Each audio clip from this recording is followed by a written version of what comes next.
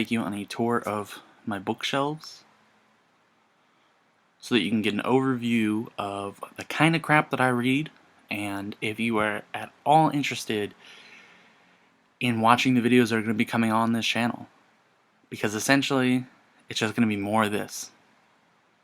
And I'll probably go back and be rereading a lot of these and reviewing them on my channel, as well as the ones that I have yet to read that are up there that I will be reading and putting on the channel. So anyway, enjoy, and let's start our tour. Okay, so we'll start here.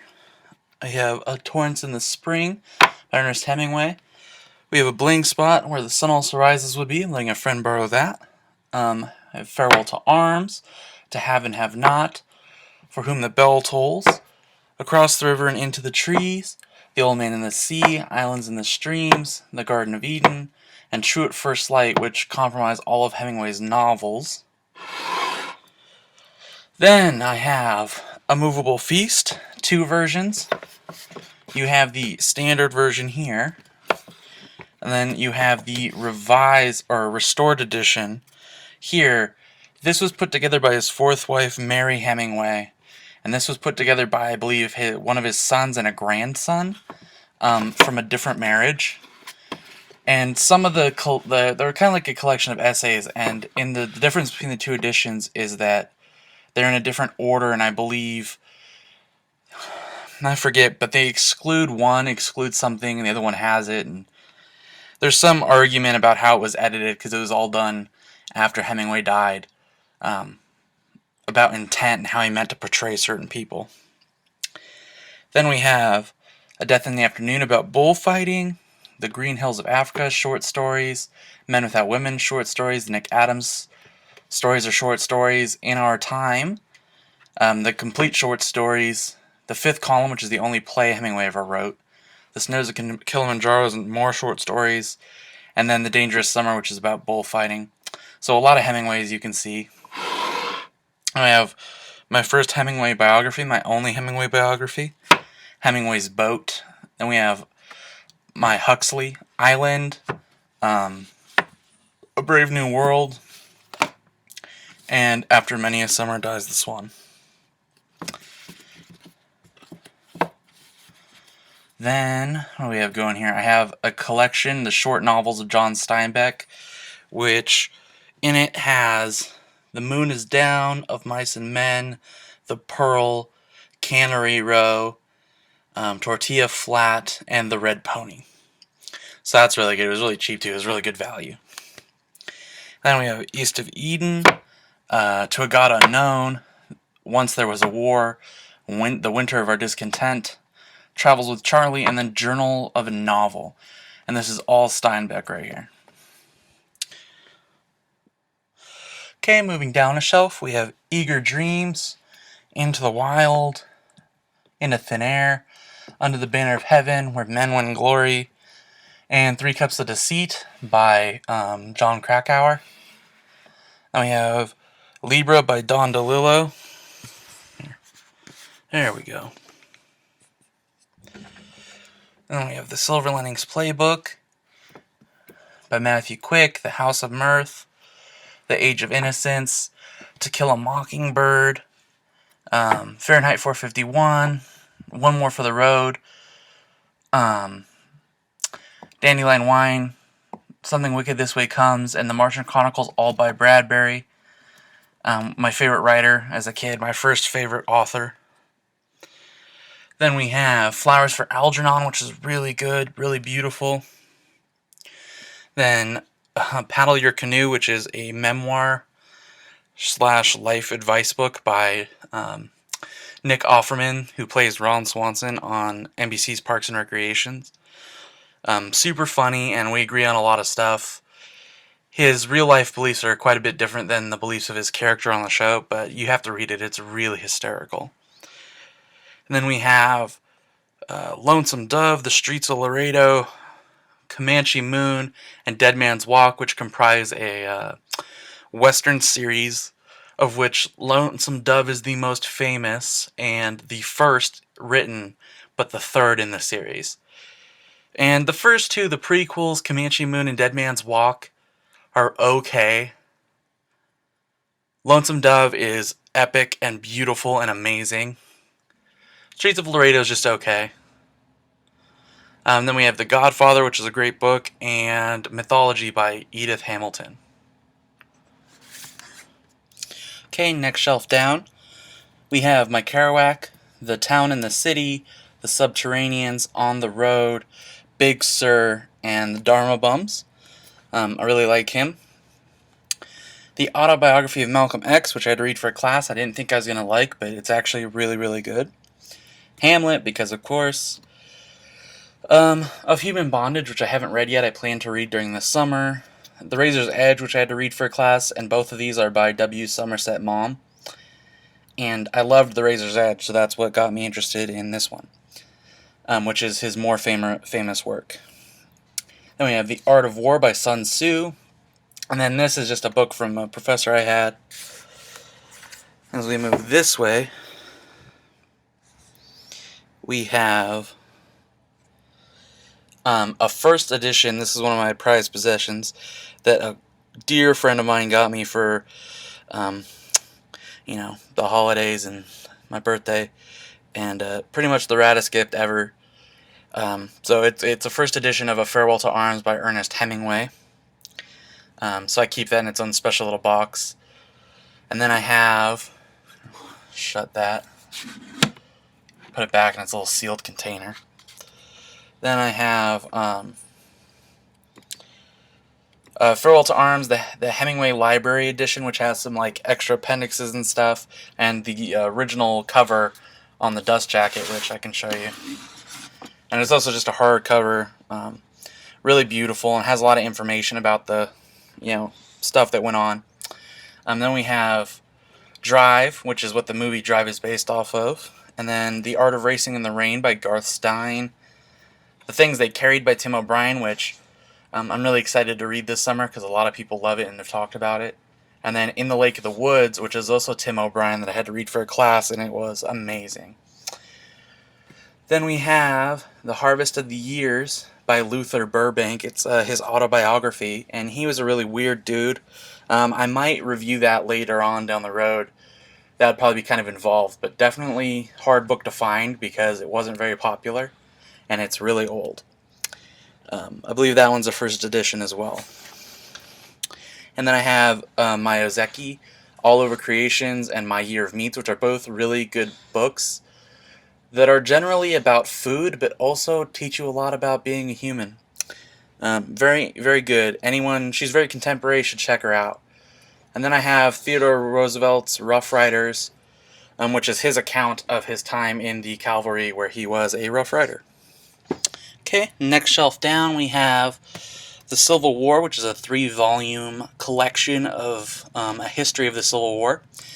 I actually got these for a present for my grandfather quite a few years ago. He's a huge Civil War fan, and unfortunately he passed away, so I decided to take them back so that I could read them, and it helps me remember him, so those are really cool. Then we have all my literature anthologies, my Nortons, for world literature, and then American literature, which I've needed for classes, so there's all kinds of crap in these. They're actually really cool. I'm glad I kept them because they have a lot of complete longer text as well as a lot of samples or short stories or poetry from all kinds of authors from all over the place. Then I also have a couple more anthologies for I've had to need for random classes. So this is pretty much like my academic shelf. Okay, so this is the bottom of this bookcase. Yeah, you can see an old yearbook. Then we have another novel, her latest novel, A Tale for the Time Being by Ruth Ozeki. This one's about like time and the tsunami in Japan. Really interesting. Then we have Colonel Roosevelt, Theodore Rex, and the Rise of Theodore Roosevelt by Edmund Hare Morris. And it's a 3-volume biography of Teddy Roosevelt, and it is really readable, and everyone should read it because he's the coolest guy ever. Now we have a nice bound collection of the Constitution and other selected writings by the Founding Fathers. And this, the same friend got me this a long time ago, years ago, and it's just a big collection of Hemingway, and it's really nice. It was a thoughtful gift. I have my Barnes & Noble bound editions of things. We have Hemingway, 4 novels, The Complete Tales and Poems of Edgar Allan Poe, and The Complete Works of William Shakespeare. And then we have The Hitchhiker's Guide to the Galaxy, all the different novels that are in that series down here at the end. Okay, on this shelf we have my fantasy books. We have The Book of Three, The Black Cauldron, The Castle of Lear, Terran Wanderer, and The High King. I forget what the whole series is called, but I read them when I was like in middle school. My aunt actually got me the first one, and I was hooked, and that was my first foray into fantasy, and it was awesome. Then, of course, we have the Lord of the Rings trilogy and The Hobbit, and then we have some other Tolkien, the Book of Lost Tales, and some other, assorted writings. And then we have Johnny Cash, The Life by Robert Hilburn, which is a really awesome biography of Johnny Cash that was done recently. And I love Johnny Cash, so it was really nice to read. And then we have A Song of Ice and Fire, all my paperbacks. I got into the series really late, so I bought the collection of the first 4, and then had to wait for A Dance with Dragons to come out, which I have the hardcover of, and then ended up buying the paperback so that it would match with all my others. And as we can see, I have my little dragon and my little knight over there. And that is this shelf. Okay, on this shelf we have the 5 love languages, how to back up a trailer, and some other stuff a real man should know. Which is a pretty funny guide just teaching you how to do random crap that's supposed to be, manly, but it could be helpful to anyone. Then we have the Ayn Rand, which, for some reason, I don't know why, I thought would be a good idea to buy all of her novels and read them. The writing's not bad. Some of the things are interesting, but I, in general, don't agree with a lot of what she has to say. And we see here, Atlas Shrugged. See how close I am to finishing that? But that thing I've been reading since I was a sophomore in high school, off and on, mostly off, bane of my existence. Then we have The Fountainhead, Anthem, and We the Living. Not in a super big rush to read all those, but I probably will eventually. And all of them are the Centennial Edition, apparently, except for Anthem. Then we have a couple self-help books, just random books that people have given me and I picked up. Then we have 2001: A Space Odyssey by Arthur C. Clarke, Scar Tissue by Anthony Kiedis, his autobiography. This one's cool. The Complete Sportsman's Encyclopedia, which is like an old school guide to camping and doing all sorts of outdoorsy type stuff. It's a really interesting read. And then you have, perfectly put next to each other, The Exorcist and A Field Guide to Demons. I was kind of into supernatural stuff when I was younger, so these were like my obsessions. Then we have Invisible Man by Ralph Ellison, which I'm really excited to read this summer. I just took a class where we went over a lot of the Harlem Renaissance and the writers that came out of that. Next to him, we have James Baldwin's Go Tell It on the Mountain, which I'm really excited to read. I had to read one of his short stories, Sonny's Blues, which is actually in this collection, Going to Meet the Man.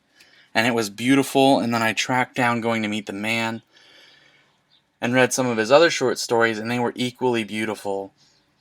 So I'm really excited to read his novel, and apparently this is the most famous of his novels, so it should be good. I'm really excited to read that. Then we have The Essential Neruda, some poetry. Inherit the Wind's a really good play. The Worst Case Scenario Survival Handbook to Parenting, which I have no idea why I have. I'm not a parent. And I've had this since I was in middle school. I guess preparing early. On Kevin's Boat, which is a collection of poetry by one of my professors, and it was really good. I'll probably review this one later. A Young Man's Guide by William Alcott, which is just like a little collection of random quotes, kind of giving some inspiration on how to live and be a gentleman. Then we have What We Talk About When We Talk About Love by Raymond Carver, collection of short stories. It was really good. I'll probably review this as well. Jasmine by Bharati Mukherjee, which is about an Indian woman who comes to America. Pretty interesting. I'll probably review this as well. I just had to write a big paper about it. And then Madame Bovary, which is a classic and I had to read for a class. Super French. Voltaire, my other French book, by Candide. Or, said that backwards. Candide by Voltaire. And this is a pretty funny book, but it's definitely out there. And then Hippie Homeschooling, which is a novel by one of my other professors that I read just for fun. And then Bright Lights Big City, which I have reviewed already. So that's that. I know it's hard to see, it's so dark over here. But we have Leaves of Grass by Walt Whitman, A Winter's Tale by Mark Helprin. Then Walden on Wheels, which is about a guy living in his van to go through graduate school without debt. Then A Wrinkle in Time, Wild by Cheryl Strayed, which I just reviewed. The Scarlet Letter by Nathaniel Hawthorne, which I've never read. The Hunger Games trilogy, because it was so popular and everyone was talking about it. Then we have His Dark Materials, which is really good, by Philip Pullman, that trilogy. And then The Walking Drum, The Lonesome Gods, and The Killer Angels are all books that I kind of inherited from my grandpa, that are kind of westerns or by Louis L'Amour, and they're really good. Then you have Watchmen, a graphic novel, and then we have The Death of Ivan Ilyich, and other Tolstoy stories. What do we have? The Cat and the Curmudgeon, which I don't know what it is. My mom gave it to me to read. And then Salvation on Sand Mountain, about snake handlers, and some No Fear Shakespeare sonnets. And then down here on the very bottom shelf, which I have to... There you go. You can barely see it, but we have my hard copy of A Dance with Dragons, House of Leaves, which is crazy, and then the Chronicles of Narnia, some camping books, some random movies, and the Dexter novels. Okay. And this last part are just the books that I have kind of scattered throughout my room that don't fit on the bookshelves right now. I need to get more shelves. So let's start. Unequal Childhoods by Annette Lareau. It's a sociology study about poverty and how that affects rearing children. Middle class versus working class. Neuromancer by William Gibson. I guess The Matrix was ripped off from this. A professor told me about it. Haven't read it yet. 100 Years of Solitude by Gabriel Garcia Marquez. He's supposed to be like one of the most famous Latin American authors. And I'm really interested in that culture, so I'm excited to give this a chance. I think this is good, like probably his best novel, so I'm excited. I've heard a lot of mixed reviews. Then this bad boy, Fault in Our Stars, which I haven't read yet. I plan on reading soon and reviewing because it seems like the whole world has read this book and talked about it, so I kind of want to get in on it. The Time Traveler's Wife, which I just did a review about, so look that up on my channel. Praise Song for the Widow, which I just had to read for a class. Pretty good, about a woman, an older black lady who gets off a cruise ship and reconnects with her Caribbean roots. Pretty good, pretty interesting. I'll probably end up reviewing this later as well. And then this one,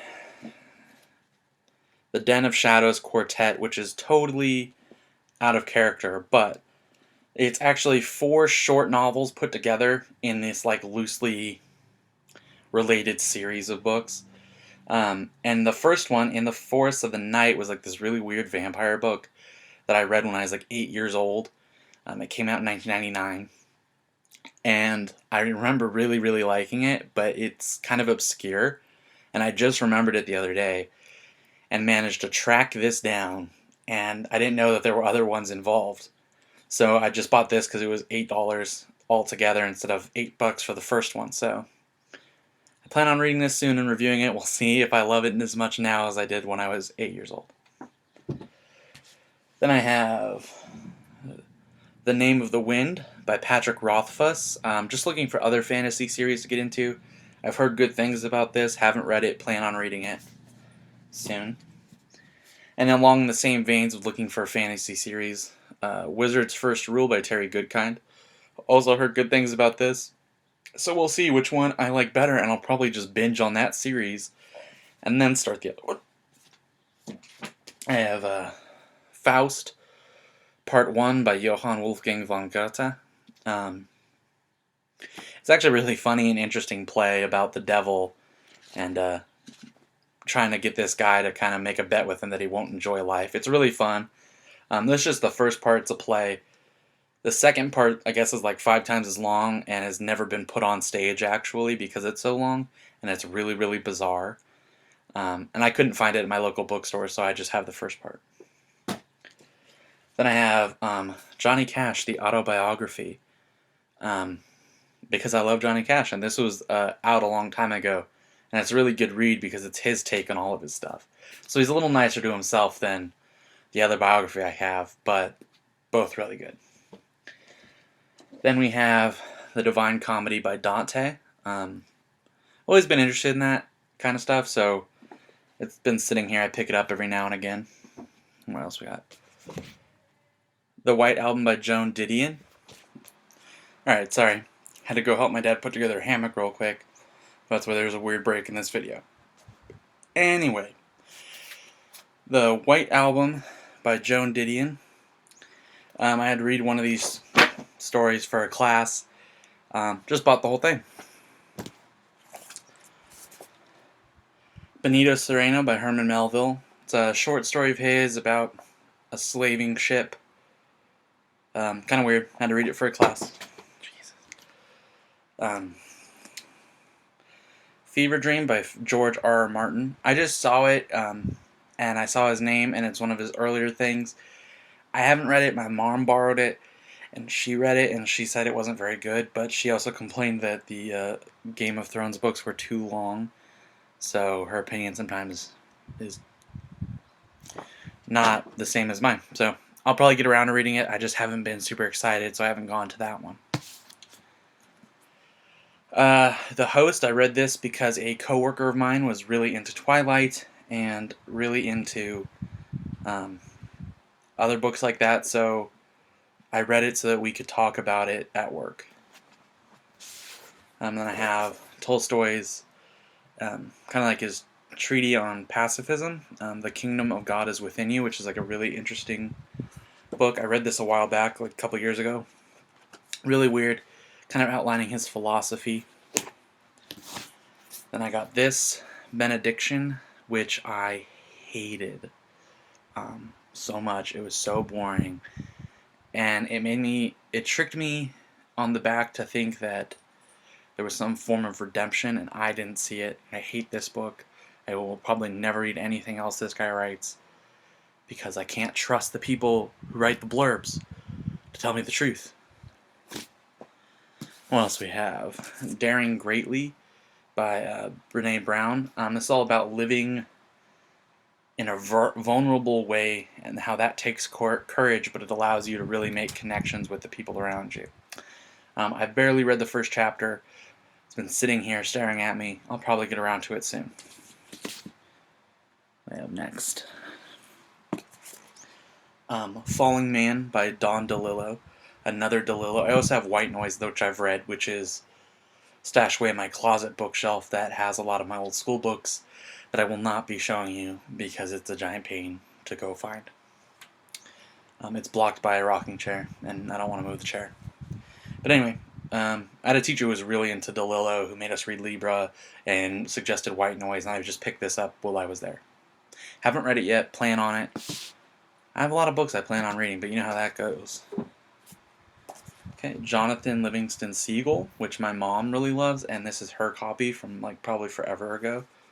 It's like falling apart, but this is a really short book. I don't know that it's that popular now, but it was really popular back in the day, and there's a reason. It's very uplifting. Definitely worth checking out, picking up. Oh yeah. Ulysses by James Joyce, which I'm waiting. I have it. I know it's a monster. I know that people either love it or they hate it, and I know it doesn't make a lot of sense. And I'm just waiting till there's like, this is the only book I have left, and I have like a summer and I'm just going to fight this thing for a summer. I'm just going to spend a straight summer in between semesters battling this beast of a book. I feel like it deserves that time to really delve into it and understand it. Probably try to maybe do more than one reading, read it, then go back and get some of those guidebooks that point stuff out and then reread it. But I really want to take my time and devote the time so that I get it. I am humble enough to admit that this will probably drive me insane. That's why it just sits here, and I haven't tried to do it yet. And I continually buy other books so that I don't have to. And the last one, which is what I'm reading right now, Their Eyes Are Watching God by Zora Neale Hurston, who also came out of that Harlem Renaissance time period. And so far, I really, really enjoy this, and I plan on doing a full review of it as soon as I finish it, which should be soon. I'm moving right along. So, pretty sure that's all of them, except, like I said, I have one other little bookshelf that I don't want to go find. But yeah, took forever. I appreciate you sitting through it, and this will just kind of give you an overview. Anyway, until I see you again, happy reading and have a great day.